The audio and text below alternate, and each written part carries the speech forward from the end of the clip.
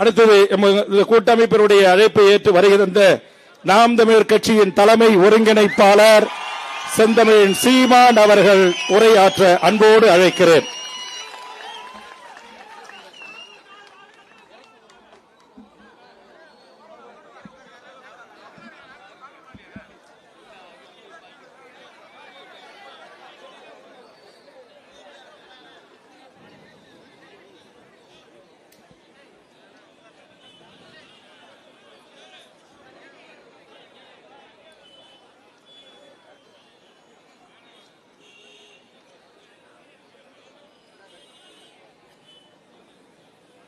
இனத்தின் உரிமைக்காக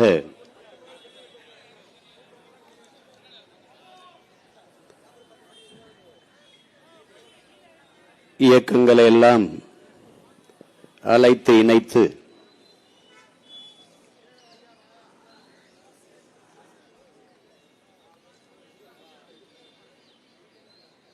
இந்த ஆர்ப்பாட்டத்தை நடத்தி கொண்டிருக்கிற பேரன்பிற்கும் வணக்கத்திற்கும் உரிய புதிய தமிழகம் கட்சியினுடைய நிறுவன தலைவர் என்னுடைய அன்பிற்கினிய அண்ணன் மருத்துவர் கிருஷ்ணசாமி அவர்களே,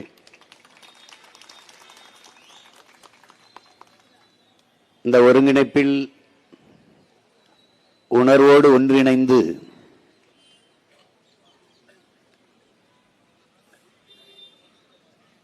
அரவணைத்து இந்த ஆர்ப்பாட்டத்தை இயக்கிக் கொண்டிருக்கிற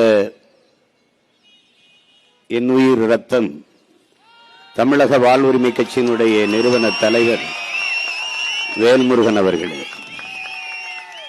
என் உயிரினும் இனிய உடன் பிறந்தார் கொங்கு இளைஞர் பேரவையினுடைய நிறுவன தலைவர் தனியரசு அவர்களே,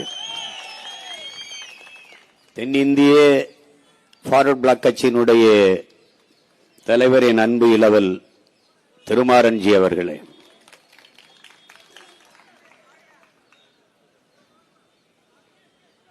மனிதநேய மக்கள் ஜனநாயக கட்சியினுடைய பொதுச் செயலாளர் தம்பி இப்ராஹிம் அவர்களே, தமிழர் தன்னுரிமை கட்சியினுடைய தலைவர் அன்பிற்கினி அண்ணன் வியனரசு அவர்களே,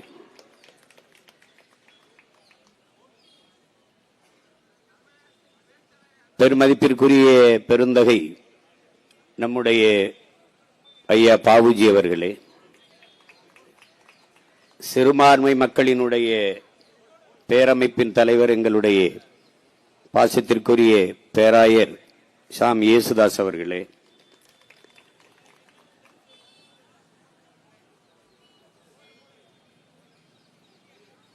மேடையிலே வீற்றிருக்கிற மதிப்புமிக்க பெருமக்களே, எனக்கு பிறகு எல்லோருக்கும் வணக்கமும் நன்றியும் சொல்ல எங்களுடைய அண்ணன் கிருஷ்ணசாமி அவர்கள் வருகிறார்கள். நேர குறைவினாலே எல்லோருக்கும் என்னுடைய அன்பையும் வணக்கத்தையும் சொல்லிக்கொள்வதில் மகிழ்கிறேன். என் உயிரோடும் உணர்வோடும் கலந்து வாழ்கிற என் அன்பு சொந்தங்கள் அனைவருக்கும் என் அன்பும் வணக்கமும்.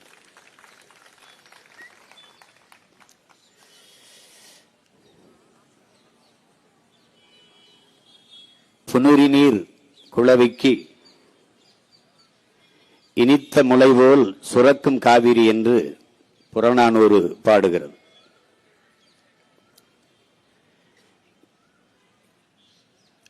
வான் பொய்ப்பினும் தான் பொய்யா மலைதலைய கடல் காவிரி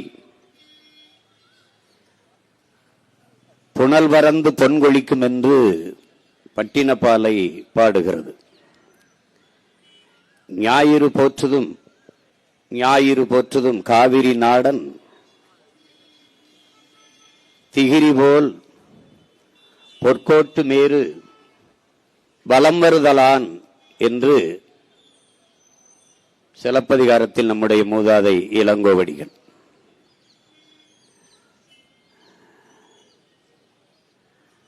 காவிரி நாடன் என்று அழைக்கப்படுகிற சோழன் தன்னுடைய நாட்டை எப்படி பாதுகாப்பானோ அப்படி சூரியன் தன் பொன்னிற சிகரங்களால் இமயமலையை சுற்றி வலப்பக்கமாக சுற்றி வந்து ஒளியை உலகிற்கு பீச்சி பாதுகாக்கிறான் என்று பாடுகிறார். மருங்கு வந்து சிறந்து ஆர்ப்ப மணிப்பு ஆடை அதுபோர்த்து கருங்கையில் கல்விழித்து ஒழுகி நடந்தாய் வாழி காவேரி என்று அதே நமது மூதாதை இளங்கோடிகள் காவிரியை வரவேற்கிறார். காவிரி தென்பண்ணை வாளாறு தமிழ் கண்டதொரு வைகை பொருணை நதி என மேவிய பல ஆறு ஓட திருமேனி செழித்த தமிழ்நாடு என்று நம்முடைய பாட்டன் பெரும்பாவளன் பாரதி பாடுகிறார். இப்படி தமிழ் இலக்கியங்களில் எல்லாம் பாடப்பட்ட காவிரி என்பது நம்மை பொறுத்தவரை அது நதி அல்ல, அது ஆறல்ல, நம் தாய் என்பதை என் அன்பு தம்பிதங்கைகள் புரிந்து கொள்ள வேண்டும். அதில் வதிவது நீரல்ல, தமிழ் பேரினத்தின் குருதி ரத்தம் என்பதை அறிவு சமூகம் அறிந்து கொள்ள வேண்டும். நினைக்கலாம் இங்கே அமர்ந்திருப்பவர்கள் பேசி என்ன ஆகப் போகிறது என்று. இவர்களால் தான் இது ஆகவே போகிறது. அது இன்னைக்கு இல்ல நாளைக்கு. இங்கே நம்முடைய ஐயா பாபுஜி அவர்கள் பேசுவது குறிப்பிட்ட இந்த பிரச்சனையை பெரியவர்கள் எல்லாம் பேசினார்கள். என்னுடைய அண்ணன் பெருந்தலைவர் மக்கள் கட்சியினுடைய தலைவர் அண்ணன் தனபாலன் அவர்கள், புரட்சி தமிழர் பேரவை பறையர் பேரவையினுடைய தலைவர் என் அண்ணன் ஏர்போர்ட் மூர்த்தி அவர்கள் எல்லாம் குறிப்பிட்டார். இந்த சிக்கல் இன்று நேற்றல்ல, 18ஆம் நூற்றாண்டிலிருந்து இது நடக்குது. 1800 இந்த பிரச்சனை இருக்குது. 1924 சென்னை மாகாணமும் மைசூர் அரசும் சேர்ந்து ஒரு ஒப்பந்தத்தை போடுகிறார்கள் 50 ஆண்டுகளுக்கு. சின்னதா சுருக்கமா என்ன நடந்தது நீங்க தெரிஞ்சுக்கணும், அதுக்கப்புறம் பிரச்சனையை பேசலாம். அதுல வந்து 75 விழுக்காடு நீரை ஒதுக்கி கொடுப்பது என்று முடிவெடுக்கிறார்கள். அப்ப 566 டிஎம்சி அதை கண்ணாடி தமிழகத்திற்கு கொடுக்கணும், தமிழகம் புதுச்சேரிக்கு. இந்த நீர் வளமையை வைத்துக் கொண்டுதான் நம்முடைய தாத்தன் பெருந்தலைவர் காமராஜர் காவிரி டெல்டா வடிகால் அபிவிருத்தி திட்டம் என்பதையும் புள்ளம்பாடி வாய்க்கால் திட்டத்தையும் இன்னும் பல நீர்ப்பாசன திட்டங்களையும் செயல்படுத்துகிறார். அந்த 24 போடப்பட்ட அந்த ஒப்பந்தத்தை புதுப்பிக்காமல் அன்றைய ஆட்சியாளராக இருந்த ஐயா கருணாநிதி அவர்கள் விட்டுவிட்டதால் 1974 அது காலாவதி ஆகிவிட்டது, வலிமை இழந்திருது. பிறகு அவர்கள் அணைகளை கட்ட தொடங்கும் போது பிரச்சனைகள் பெருசாகிறது. இப்ப 1986 இந்த காவிரி நதிநீர் உரிமைக்காக வழக்கு, ஒரு நடுவர் மன்றத்தை, ஒரு தீர்ப்பாயத்தை அமைக்க வேண்டும் என்று தமிழ்நாடு அரசு செல்லுகிறது. அப்ப 86 சென்றதற்கு அவர்கள் ஒரு தீர்ப்பாயத்தை தொடங்குகிறார்கள். ஆனால் தீர்வு எப்பொழுது? 1991 தமிழ்நாட்டிற்கு புதுச்சேரிக்கு 205 டிஎம்சி தரணும் அப்படின்னு அவர் சொல்றார். தீர்ப்பாயம் சொல்லுது, நீதிமன்றம் சொல்லுது. கர்நாடக அரசு தந்ததா நமக்கு வந்ததா? இதுதான் கேள்வி.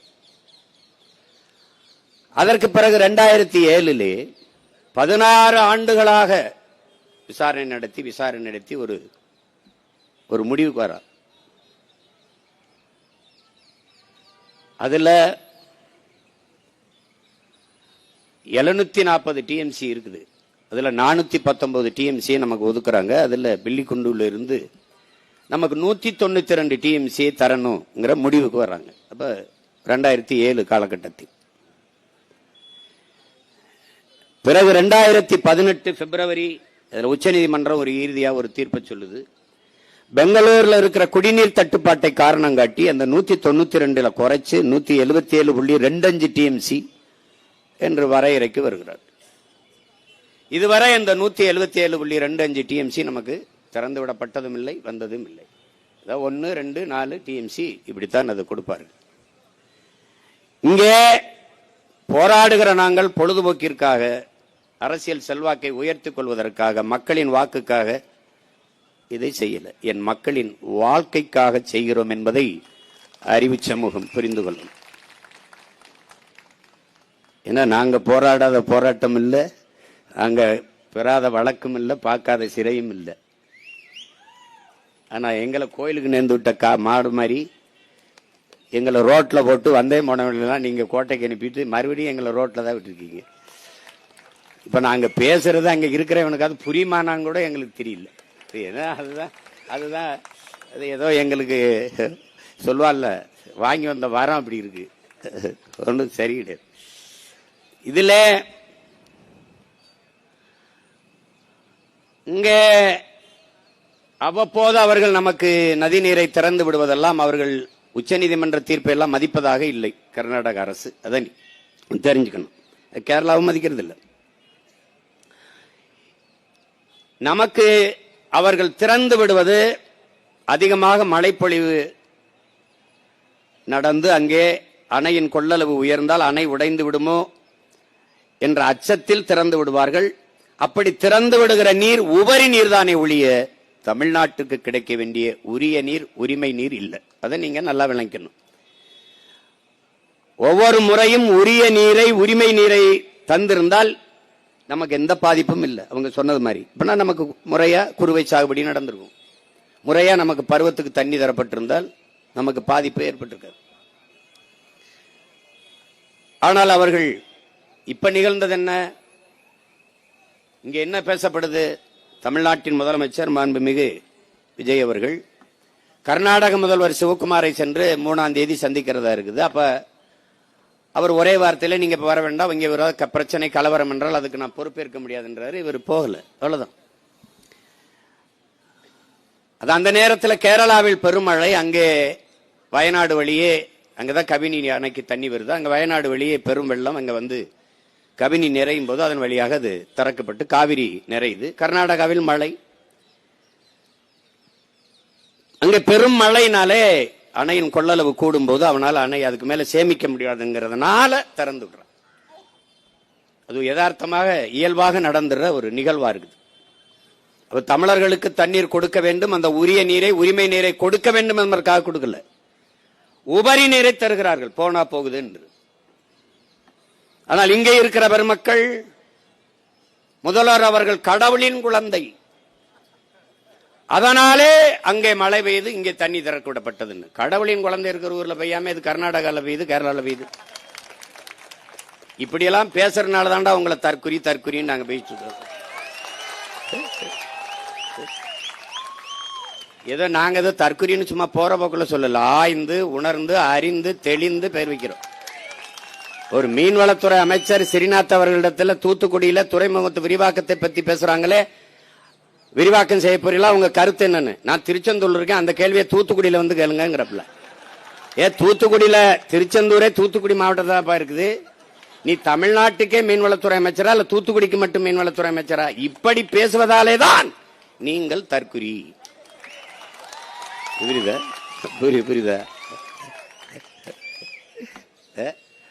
நிதி அமைச்சர் நிதிநிலை அறிக்கை படிக்கிறாரு, 7500 7550 அது தெரியல, அது 7500 7050 சொல்ல வரல அவருக்கு. 7500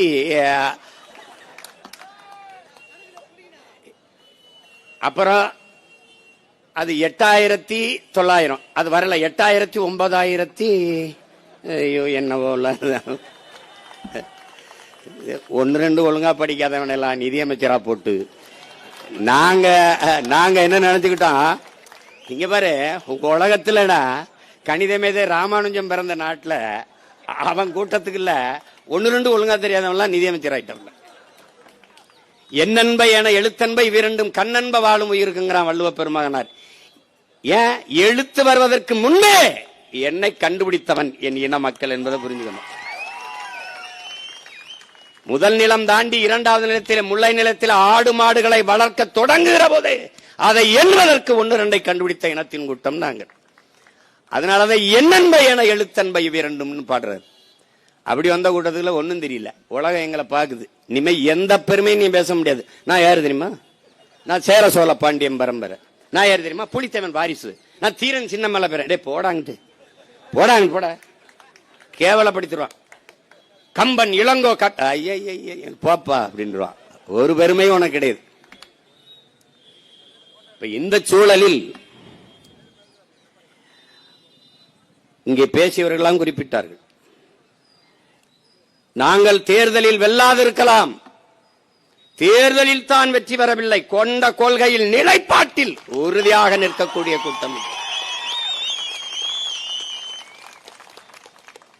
இந்த மண்ணுக்கும் மக்களுக்கும் ஒன்றென்றால் உயிரை விட மேலானது என் மக்களின் உரிமை என்பதில் முன்னாடி நிற்கக்கூடிய பிள்ளைகள் நாங்கள். ஏனென்றால் அப்படிப்பட்ட பரம்பரையில் வந்த மக்கள் நாங்கள். அடிமை வாழ்வினும் உரிமை சாவு மேலானது, சரணடைந்து வாழ்வதை விட சண்டையிட்டு சாவது மேலானது, மண்டியிட்டு வாழ்வதை விட மரணத்து மானத்தோடு மாண்டு போவது மேலானது. உயிரை இழக்கலாம், உரிமையை இழக்கலாமா? உயிர் உன்னதமானதுதான், நான் அறிவேன். ஆனால் அந்த உயிரினும் மேலானது எமது உரிமை, எமது இனத்தின் விடுதலை என்ற முழக்கத்தை முன்வைத்தவன் எங்கள் உயிர் தலைவன் மேதகுவே பிரபாகரன் அவர்கள். உயிரை இழப்பது தனிப்பட்ட உனக்கான எனக்கான இழப்பு, ஆனால் உரிமையை இழப்பது ஒட்டுமொத்த தமிழ் தேசிய இனத்திற்கான இழப்பு என்பதை என்னிலும் இளைய என் தம்பி தங்கைகள் நினைவில் கொள்ள வேண்டும். அதை விட்டுவிடக்கூடாது என்பதற்காகத்தான் இந்த போராட்டம். ஒரு காலத்தில் இந்த சிக்கல் வரும்போது நம் முன்னவர்கள் வேடிக்கை பார்த்துக் கொண்டு நின்றார்கள் என்று வருங்கால தலைமுறை காரி துப்பக்கூடாது என்பதற்காகத்தான் இந்த போராட்டம். இல்லை, அதிகாரத்தில் இருந்தவர்கள் தான் அமைதியாக கடந்து போனார்கள்.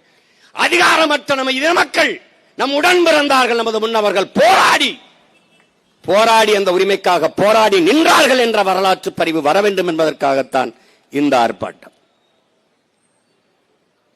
இங்கே என்னுடைய தம்பி தங்கில் தெரிஞ்சுக்கணும், காவிரி நதிநீர் சிக்கல் இவர்கள் இருக்கிற வரை இந்த ஆட்சியாளர்கள் தீர்க்கப்படாது. திராவிட கட்சிகள் தீர்க்கல. இந்த சிக்கல் எப்படி வருது? ஐயா கலைஞர் அவர் கருணாநிதி அவர்கள் முதலமைச்சராக இருக்கும்போது உச்சநீதிமன்றத்தில் ஒரு வழக்கு தொடுக்கிறார்கள், அதிகப்படியாக நீர் தர வேண்டும் என்று. அப்ப காங்கிரஸ் கர்நாடகாவில் ஆளுகிற உயரத்தில் இருக்கு, இங்கே துணை இணை கட்சியா இருக்கு. அப்ப கர்நாடக மாநிலத்தில் இருக்கிற ஆளுகிற உயரத்தை இழந்து விடக்கூடாது என்பதற்காக அந்த வழக்கை திரும்ப பெறுங்கள் என்று இந்திரா காந்தி அம்மையார் நெருக்கடி கொடுத்து அந்த வழக்கை திரும்ப பெற வைக்கிறார்கள். அதிலிருந்து நமக்கு பிரச்சனையே ஆரம்பிக்குது. முதலாக காவிரி நதிநீரிலே துரோகம் செய்த கட்சி நமக்கு காங்கிரஸ். அது இன்று வரை தொடர்கிறது. ஏன் இதை உங்களுக்கு சொல்றேன்? மான தமிழச்சி மார்ல பால் குடிச்ச ஒவ்வொரு மகனுக்கும் இந்த நினைவில் இருக்கணும், இது நினைவில் இருக்கணும். இவன் எவ்வளவு தூரம் நம்ம இனத்தின் வரலாற்று பகைவன் என்பதை நீங்க கவனத்தில் வச்சுக்கணும். காவிரி நதிநீர் பறிச்சதவன், இன்று தர மறுப்பவனும் அவன் தான். இதுல பாரதிய ஜனதா காங்கிரஸ் வெவ்வேறு அல்ல, கட்சியின் பேரு வேற வேற, கொடி வேற வேற, கொள்கை ஒன்றுதான். கொள்கை ஒன்றுதான். இந்திய இறையாண்மை, தேசிய ஒருமைப்பாடு எல்லாம் பேசுவான். கர்நாடகா என்று வந்தால் பாரதிய ஜனதா கர்நாடக கட்சி, காங்கிரஸ் கர்நாடக கட்சி, இந்திய கட்சி கிடையாது.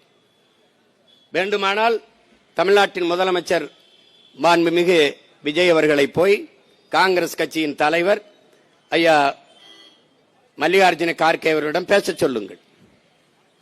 காவிரி நதிநீர் உரிமை, மேகதாட்டு அணை சிக்கல் பேசினால் அப்போது தெரியும் அவர் இந்தியராக பேசுகிறாரா அல்லது திராவிடராக பேசுகிறாரா அல்லது கன்னடராக பேசுகிறாரா தெரிந்துவிடும்.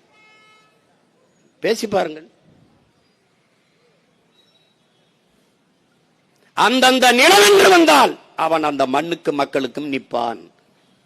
கேரளாவில் காங்கிரஸ் அப்படித்தான், கேரளாவில் கம்யூனிஸ்டும் அப்படித்தான்.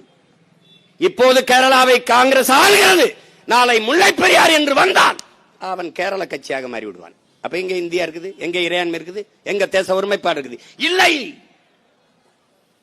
உன்னை என்ன எப்படி பாக்குறான்? தண்ணியை திறக்கிறான்னா கழிவு நீரை திறக்கிறானா? ஆலை கழிவை தேக்கி வச்சு மொத்தமா திறக்கிறான். அப்ப நம்முடைய நதியை, நம்முடைய நிலத்தை என்ன செய்யறான்? காவாய், கழிவு நீர் ஓடுகிற கால்வாயா கருதுறான். ஒரு 2 ஆள் உயரத்துக்கு நுரையா வரும். ஆலைகளில் அந்த கழிவை தேக்கி வச்சு, சாய கழிவை தேக்கி வச்சு சரியாக தண்ணியை திறக்கிறவோ திறந்து விட்டுருவான். எப்படியோ நாசமா போகட்டும் தமிழ்நாடு. அப்போ அவனுடைய கழிவு நீர் வடிகிற கால்வாய் நீ.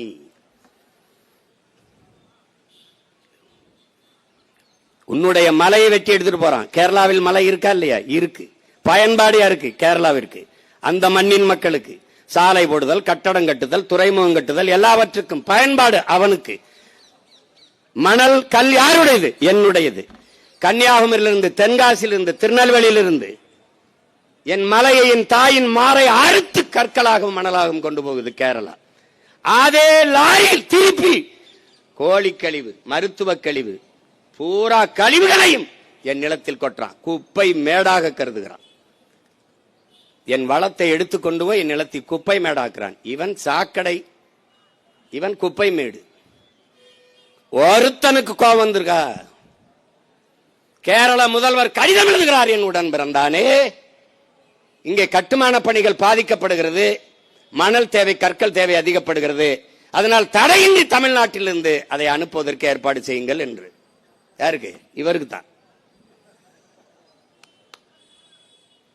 உங்கள் நாட்டில், உங்கள் மாநிலத்தில் மலைகள் இருக்கிறதா இல்லையா? இருக்கிறது. ஏன் வெட்டவில்லை? ஏன் ஏன் ஏன் வெட்டல?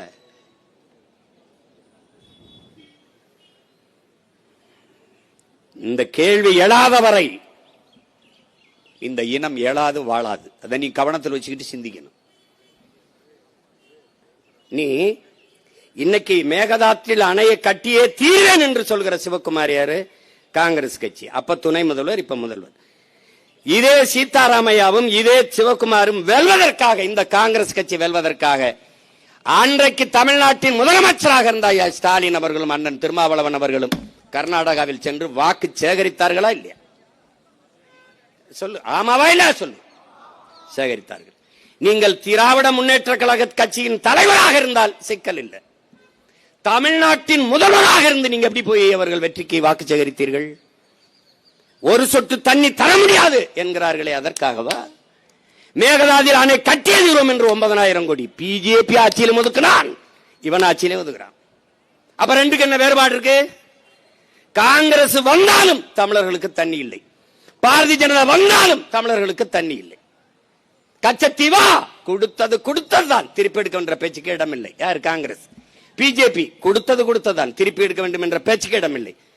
பிஜேபி கொள்கை ஒண்ணுதான், கட்சி பேரு வேற, கொடி வேற. இது நல்லா விளங்கணும். நீ இது புதுசா ஒண்ணு இல்ல. நீட்டை கொண்டு வந்த யாரு? காங்கிரஸ். சிஎஸ்டி கொண்டு வந்தவன் யாரு? காங்கிரஸ். என்ஐஏ என்ஆர்சியை கொண்டு வந்தது யாரு? காங்கிரஸ்.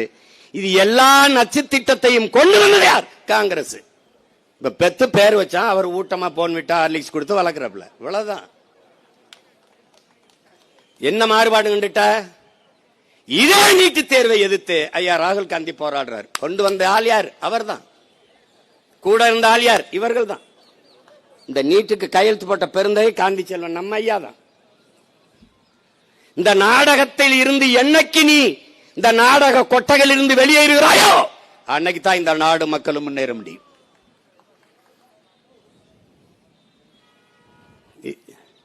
ஆன்றோரும் சான்றோரும் பிறந்து வாழ்ந்த மண்ணில் வள்ளுவன், கம்பன், கபிலன், இளங்கோ எவ்வளவு பெரிய அந்த இனமாடாது?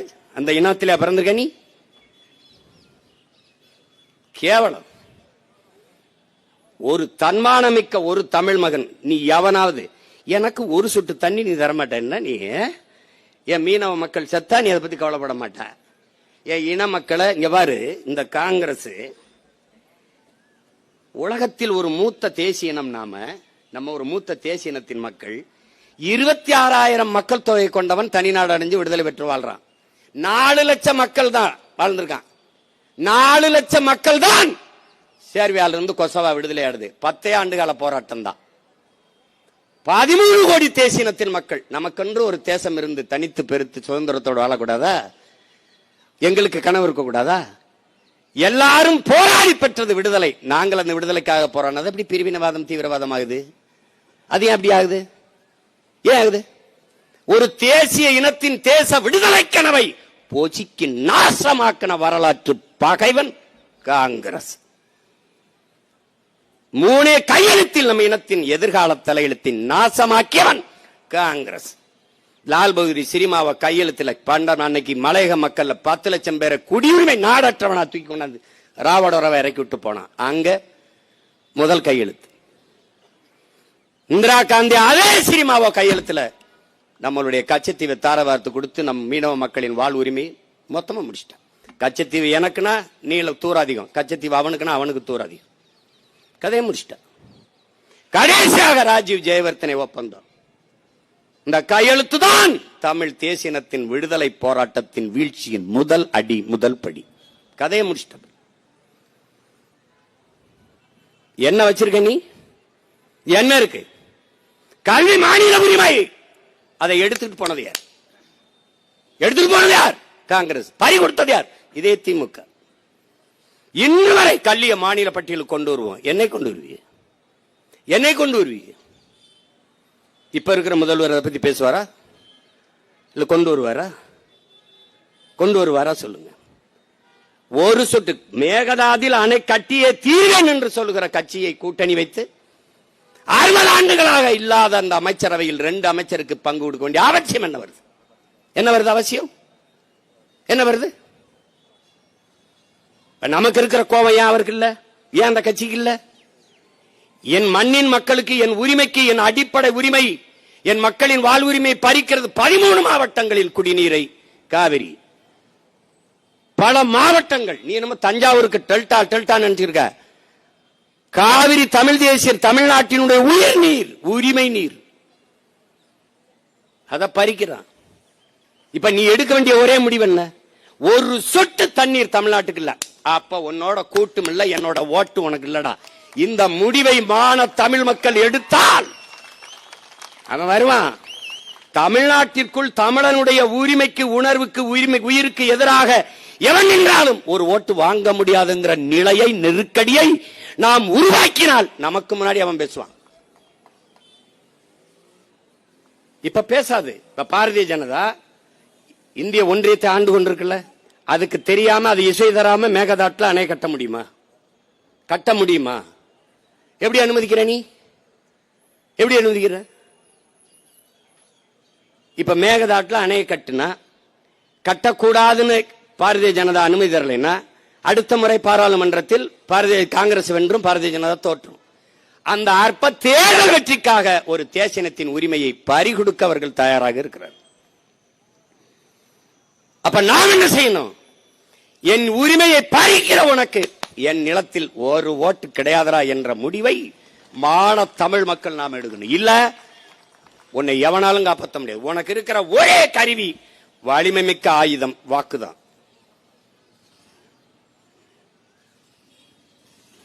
அதை இப்படி போட்டு தெருவு இப்படி போட்டு கத்திக்கிட்டு இருக்க கூடாது. இதெல்லாம் ஒரு கொடுமை. கோட்டு படத்துல பிளாக் டிக்கெட் வித்தவன் ஜனநாயகம் படம் வரும்போது மந்திரி ஆயிட்டான். நாங்கெல்லாம் தயாரிக்கப்பட்டவர்கள், வளர்ந்தவர்கள். 5 வயது 6 வயதில் இருந்தே படிப்பிக்கப்பட்டு போராட்டங்கள் நடக்கிற இடத்துல விரல பிடிச்சு கூட்டி கொண்டு நிறுத்தி அப்படி கொடியை வச்சுக்கிட்டு நின்று போராடி வளர்த்து படிப்பிச்ச பேராசிரியர் ஆசிரியர்லாம் படிப்பிச்சு மார்க்ஸ் இந்த இருக்கு, லெலின் இந்த இருக்கு, ஏங்கல்ஸ் இங்க இருக்கு, இங்கர்சால் இங்க இருக்கார், புத்தன் இங்க இருக்கான், பூலே இங்க இருக்கான், அம்பேத்கர், அரிஸ்டாட்டில், எல்லாத்தையும் சாக்ரட்டிஸ் எல்லாத்தையும் படி. இந்த இருக்கான் பிடல், இந்த இருக்கான் சேகுவேரா, எல்லாத்தையும் படிச்சு கம்பன், இளங்கோ, கபிலன், வள்ளுவன், அவன் இவன் எல்லாத்தையும் வாய்ச்சு உலக வரலாறு, இலக்கியம், பொருளாதாரம் என்ன, சூழியல் என்ன, உளவாண்மை என்ன, நீர் மேலாண்மை என்ன, எல்லாவற்றையும் கற்பித்து வளர்த்தார்கள் எங்களவர்கள். கண் முன்னே என் இனச்சாவை பார்த்தோம். ரத்த சகதிக்குள் ஒப்பாரியிலும் ஓலத்திலும் கரு கொண்டு ஓடி வந்தோம். கதர்னோம், நின்னோம், எல்லாவற்றையும் அர்ப்பணிச்சு 260 வழக்கு என் மேல. 260 வழக்கு. என்ன சொத்து குவிப்பா? இல்ல என்ன என்ன இது எதுல கொலையா கொள்ளையா என்ன இருக்கு? இதே மாதிரி போராடினதான் இங்க பேசிட்டு இருக்கும்போது எங்க அண்ணன் கிருஷ்ணசாமி என்ன சொல்றாங்க, அப்ப எஃப்ஐஆர் உறுதி. யாருன்னா யாருக்குன்னு? இவருக்கு தானே. இவனா யாருன்னு பேசுனது? இவன் தம்பிக்கு தான். ஏதோ பேசிட்டான், அப்ப எஃப்ஐஆர் உறுதி. ஏதோ சொன்னான், சொல்றான். அதான் ஏதோ சொல்லல. அது மாதிரி நமக்கு ஒரு கோட்பாடு தான், வழக்கு இல்லை என்றால் விடியாது கிழக்கு, சிறை என்றால் அதை நிறை, தடை என்றால் அது உடை. சரி, நான் கேட்கிறேன், வெள்ளக்காரன் சிறை கட்டினது யாருக்காக? நமக்கு. அப்ப நம்ம பிள்ளைகள்லாம் சொந்தக்காரெல்லாம் சட்டம் படிக்கிறதா இருக்கு, நமக்கு வழக்கு நடத்தத்தான். அவனுக்கு வேலை வேணும்னா நம்ம ஏதாவது பண்ணணும்ல. என் தம்பி ஸ்ரீதர்லாம் வந்திருக்காப்ல, மூத்த வழக்கறிஞர். அப்ப அவரெல்லாம் நம்ம பண்ணணும். என்ன பண்ணும்? கொலை கொள்ள பண்ணக்கூடாது, உரிமைக்காக போராடணும். அதுக்காக வந்ததுன்னா எதிர்த்து நிக்கணும். இதெல்லாம் கோட்டா ஏறுறோம், நாளைக்கு கோட்டை வாசல்ல ஏற போறோம். இதுல என்ன இருக்குது பெரிய? என்ன தம்பி, புரட்சி என்பது ஒரு தலைகீழ் மாற்றம். மாறாது என்ற சொல்லை தவிர இங்க எல்லாம் மாறிடும். இன்னைக்கு மேல இருக்கிறவன் ஒரு நாள் கீழே வருவான், இன்னைக்கு கீழே இருக்கிறவன் நாளைக்கு மேல போவான். இன்னைக்கு கோட்டையில் இருக்க ஒரு நாள் கொடியை பிடிச்சி இங்க கத்திட்டு இருப்பான், இங்க கத்தி இருக்க ஒருத்தன் கோட்டைக்கு போவான். அதுதான் புரட்சி. அதுக்கு பேர் தான் தலைகீழ் மாற்றம். அதனால இந்த கட்சிகளினுடைய அரசியல் நிலைப்பாடுகளை நீங்க புரிஞ்சுக்கணும். இப்ப அனைத்து கட்சியை கூட்ட சொல்றாங்க. இப்ப நாங்க எங்க அண்ணன் கிருஷ்ணசாமி எல்லாம் ஐயா எடப்பாடி ஆட்சியில் போய் பல்வேறு பிரச்சனைக்கு நாங்க பேசணும். இதே வேளாண் பிரச்சனைக்கு, இது எல்லாத்துக்குமே உட்கார்ந்து பேசணும். இப்ப அனைத்து கட்சியை கூட்டுறதுல அவருக்கு இருக்கிற பிரச்சனை என்னன்னா, அவர் காங்கிரஸ் கட்சி தான் தரம் இருக்குது, காங்கிரஸ் கட்சி தான் தரம் இருக்குது, அணையை கட்டுவேங்கிறது. அப்ப அவங்கள வச்சுக்கிட்டு இவர் எப்படி கட்சி நடத்துவா? எப்படி கூட்டம் அனைத்து கட்சி கூட்டத்தை நடத்துவாப்ல? இங்க நீங்க நல்லா கவனிக்கணும். தண்ணீர் தமிழர்களுக்கு கொடுக்க முடியாது, மேகதாதில் அணையை கட்டியே தீர்வேன் என்று சொல்லுகிற அந்த மாநில முதல்வர் சிவகுமார் அனைத்து கட்சியை குற்றார். பாரதிய ஜனதாவையும் குற்றார், மதச்சார்பற்ற சனதள கட்சியும் குற்றார், எல்லா கட்சியும் குற்றார். ஆனால் பாதிக்கப்பட்டிருப்பது நாம். தண்ணியை நீங்கள் தந்தையாக வேண்டும் என்பதற்கு அனைத்து கட்சியை கூட்ட வேண்டிய அவசியம் நமக்கு இருக்கு. அந்த பொறுப்பும் கடமையும் நாட்டை ஆளுகிற முதல்வருக்கு இருக்கு, செய்யல. தமிழ்நாடு அரசு கட்சி கொள்கை கருத்து பாகுபாடின்றி தன்னை ஆதரித்தவர்கள் எதிர்த்தவர்கள் எந்த நிலைப்பாடுமின்றி மண்ணின் மக்களின் நலன், தமிழ்நாட்டின் உரிமை என்கிற நோக்கோடு எல்லா கட்சியும் கூட்டி தலைமைச் செயலகத்திலே அனைத்து கட்சி கூட்டத்தை நடத்துகிறார் என்ற செய்தியே இந்திய ஒன்றிய அரசிற்கும் கர்நாடக அரசிற்கும் பெரும் அழுத்தத்தை கொடுக்கும். ஆனால் அவர் அதை செய்யல. இப்ப என்ன செய்ய போறாரு? தொகுதி மறுசீரமைப்பு, அது இந்திய ஒன்றிய அரசு பாரதிய ஜனதா அரசு கொண்டு வர துடிக்குது, டிலிமிட்டேஷன். அதுக்கு அனைத்து கட்சி நாடாளுமன்ற அதாவது மாநிலங்களவை உறுப்பினர்களை அழைக்கிறது. இப்ப இவர்கிட்ட உறுப்பினர் இல்ல, ஒரே ஒரு உறுப்பினர் அவர் நியமிக்கிறார். அது அந்த பிரவீன் சக்கரவர்த்தின்னு ஒரு காங்கிரஸ் உறுப்பினர். அவரை தவிர இப்போ திமுக ஒரு தீய சக்தி ஆயிடுச்சு, அந்த சக்தியில தான் இருக்கிறாங்க. இப்ப காங்கிரஸ் நாடாளுமன்ற உறுப்பினர்கள் இவரோட வந்து உட்காருவாங்க, திமுக இருக்க மீதி உறுப்பினர்கள் இவரோட வருவார்களா? இல்ல அதிமுகவில் நியமிக்கப்பட்ட நாடாளுமன்ற அந்த மாநிலங்களவை உறுப்பினர்கள் அவரோட வந்து உட்கார்ந்து பேசுவார்களா?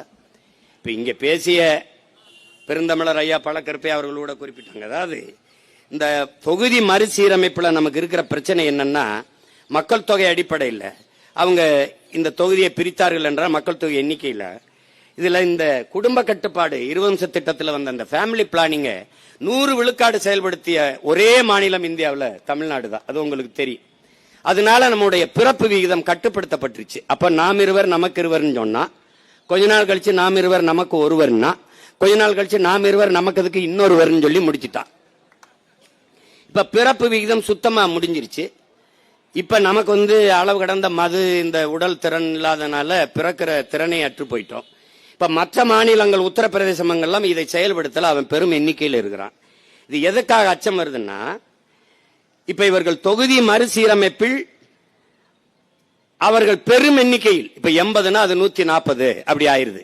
இப்படி இரு மடங்கு பீகார், குஜராத், உத்தரப்பிரதேசம், இப்ப மகாராஷ்டிரா, ராஜஸ்தான், இதெல்லாம் அதிகப்படியாக எண்ணிக்கை நாடாளுமன்ற உறுப்பினர்கள் வந்துட்டால், ஒரு சட்டத்தை, ஒரு மசோதாவை இந்திய நாடாளுமன்றத்தில் நிறைவேற்ற வேண்டும் என்று இந்த கட்சிகளுக்கு தேவை வந்தால், மொத்த அதிகப்படியான நாடாளுமன்ற உறுப்பினர்கள், மாநிலங்களவை உறுப்பினர்களினுடைய ஒப்புதலை, அந்த வாக்கை, ஒப்புதலை பெற வேண்டும்ங்கிற அவசியம் இருக்கிறது. குறிப்பாக தென் மாநிலங்களில் இருக்கிற நாடாளுமன்ற அல்லது மக்களவை, மாநிலங்களவை உறுப்பினர்களினுடைய இந்த ஒப்புதலை பெற வேண்டிய தேவை இருக்காது. அவனுக்கு இந்தி பேசுகிற மாநிலங்களில் இருக்கிற நாடாளுமன்ற உறுப்பினர்களின் ஒப்புதலே போதுமானதாக இருக்கும். அதனால் எந்த சட்டத்தையும் எதிர்ப்பின்றி நிறைவேற்றிக் கொண்டே போவார்கள். இப்ப ஒரே நாடு ஒரே தேர்தல், இப்ப நீ நல்லா கவனிச்சுக்க, ஒரே நாடு ஒரே தேர்தல், ஒரே வரி ஜிஎஸ்டி, ஒரே பாடக் கொள்கை, புதிய கல்விக் கொள்கை, ஒரே குடும்ப அட்டை, நாடங்களும் ஒரே ரேஷன் கார்டு, எல்லாம் ஒன்று. ஆனால் நதி இல்லை. எல்லாம் ஒன்னா இருக்கணும். ஆனால் நதி, காவிரி அவனுக்கா இருக்கணும், முல்லை பெரியார் அவனுக்கா இருக்கணும் என்றால் அது எப்படி? இது எப்படியா இருக்கிறது?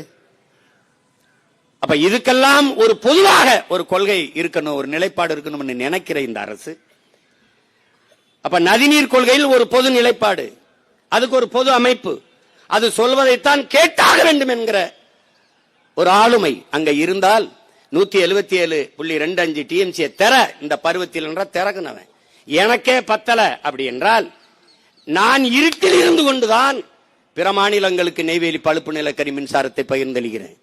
நான் இருட்டில் இருந்து கொண்டுதான் அணு உலையில் இருந்து தயாரிக்கப்படுகிற மின்சாரத்தை எல்லோருக்கும் பகிர்ந்தளிக்கிறேன். எனக்கு எரிகாற்று இல்லாத போதுதான் நான் என்னுடைய காவிரி படுகையில் எடுக்கப்படுகிற மீத்தேன் பயோகேஸை எல்லாருக்கும் பகிர்ந்தளிக்கிறேன்.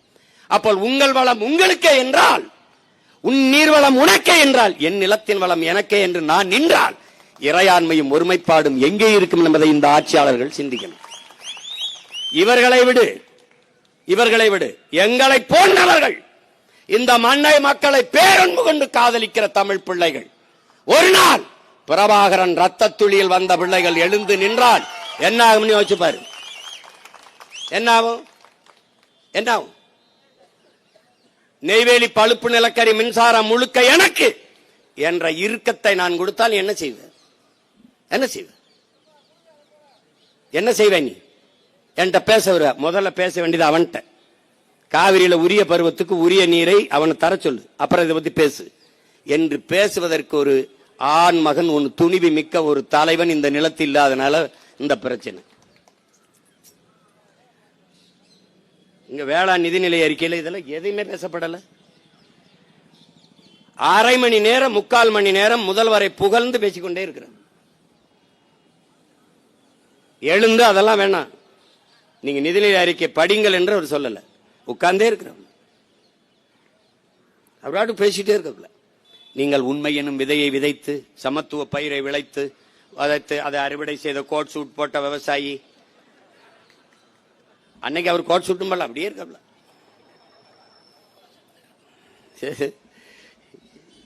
இத கொடுமை என்னன்னு, இந்த நிதிநிலை அறிக்கையை வெங்கடாசலபதி கோயில்ல வேற வச்சு எடுத்துட்டு வந்துட்டாப்ல. இந்த நிதிநிலை அறிக்கை கொடுத்தது வினோத், வேளாண் துறை அமைச்சர் வினோத்தா வெங்கடாசலபதியான்னு நமக்கு இன்னும் குழப்பமா இருக்கு. இவங்க பண்ற அக்கிரமத்துக்கு அவரை வேலை வம்பு இழுத்து விடுறாங்க. அவர் என்ன நினைப்பாரு, அயோக்கிய பேர இந்த நிதிநிலை அறிக்கை படிக்கவாடா என்கிட்ட வந்து வச்சு. பரிதாபமே. அப்போ இப்ப மேகதாட்டுல என்ன சிக்கல் வருதுன்னா, நமக்கு நீங்க பாருங்க ஒவ்வொன்னா குறைஞ்சு 566, அப்ப 205, 192, இப்ப 177.25 இங்க நிக்கிறோம். ஆனா 177.25 நமக்கு திறக்கப்பட்டதே இல்லை, ஒருபோதும் திறக்கப்படல. 4 டிஎம்சி, அதிகபட்சமா போன 6 டிஎம்சி.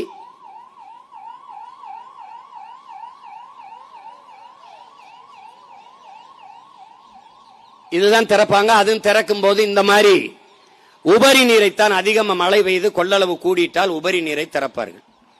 நமக்கு உரிய நீரை தந்ததில்லை, உரிமை நீரை தந்ததில்லை. இதுதான் நமக்கு சிக்கல். இப்ப நாம இந்த வைக்கிற கோரிக்கை, எங்களுக்கு வேண்டியது உபரி நீர் அல்ல, எங்களுக்கான உரிமை நீர், உரிய நீரை கொடு. இதுதான், அதை பெற்றுக்கொடு. இந்திய ஒன்றிய அரசே அதை பெற்றுக்கொடு, அதை தர சொல். தமிழ்நாட்டை ஆள்கிற தாவேக அரசே இதை பெற்றுக்கொடு, போராடி பெற்றுக்கொடு. இல்லை என்றால் போராடுகிற எங்களுக்கு துணை நில். இல்லை நீங்க போராடுங்க, நாங்க உங்களுக்கு துணை நிற்கிறோம். ரெண்டுல ஒண்ணுதான் நடக்கணும்.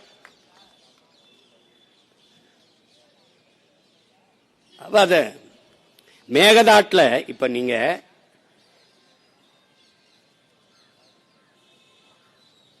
ராமநகராங்கிற மாவட்டத்தில் கனகபுராங்கிற தாலுகால ஒண்டிக்கொண்டலு அப்படிங்கிற இடத்துல இதை கட்டுற இந்த மேகதாட்டு அணையை கட்டுறதுன்னு முடிவெடுக்கிறாங்க. இப்ப இது கர்நாடக நம்ம கர்நாடக தமிழ்நாட்டுக்குள்ள எல்லையில நமக்கு ரொம்ப கிட்ட இருக்குல்ல, இந்த பில்லிக்கொண்டு அந்த இருக்குல்ல, அந்த பில்லிக்கொண்டு அந்த அந்த அணையில இருந்து தான் நமக்கு தண்ணி இவங்க திறந்து விடுறாங்க. அதுல இருந்து சரியா 15 கிலோமீட்டர் மேல இந்த மேகதாட்டு அணையை கட்ட போறாங்க. இங்க பெங்களூர்ல இருந்து 90 கிலோமீட்டர் இருக்கு. தமிழ்நாட்டில இருந்து சரியா 4 கிலோமீட்டர் தூரத்துல தான் அந்த மேகதாட்டு அணையை கட்ட போறாங்க. ஏற்கனவே ஏகப்பட்ட சிக்கல்கள் இருக்கு. காவிரியில கர்நாடகாவில் இருக்கிற அந்த அணையிலிருந்தே நமக்கு நீரை தரல. இப்ப இருக்கிற இந்த மேகதாட்டு அணையை நிரம்பி நமக்கு தண்ணி வரணும்னா அதுல 67.16 டிஎம்சியை தேக்கிறதுன்னு அந்த முடிவெடுத்து தான் இந்த அணையை அவங்க கட்டுறாங்க. இப்ப நமக்கு அதை கட்டிட்டா சுத்தமாக நமக்கு தண்ணி வருவது நின்றும். எங்களுக்கே இல்லை, எங்க அணையே நிறையல, நாங்க என்ன செய்யறதுன்னு கர்நாடகா கையை விரிக்க ஆரம்பிக்கும். அப்படி வரும்போது நமக்கு சுத்தமாக நம்முடைய காவிரி டெல்டா படுகை மட்டுமல்ல, மொத்த தமிழ்நாடும் அதை நம்பி இருக்கிற இந்த காவிரி கூட்டுக்குடிநீர் திட்டத்தை நம்பி இருக்கிற நாம் தாகத்துக்கு தவிச்சு போய் நிற்போம். ரொம்ப கஷ்டமாயிரும். அப்ப என்ன பண்ணுவோம்? நிலத்தடி நீரை தேடுவோம்.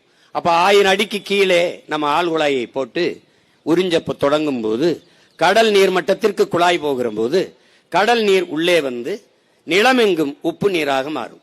அந்த உப்பு நீர் வெளியேறுகிற போது நிலம் உப்பளமாக மாறும். ஒன்றத்திற்கும் பயன்படாது. பொன்னு விளைந்த நஞ்ச நிலமெல்லாம் உப்பளங்களாக மாறி நம் நாடு, நம் நிலம் நாசமாகி நாம் வாழ்வாதாரத்தையும் வாழ்விடத்தையும் இழக்க நேரிடுங்கிற பெரும் அச்சம் இருப்பதால் தான் நாம் இதை துடிக்கிறோம்.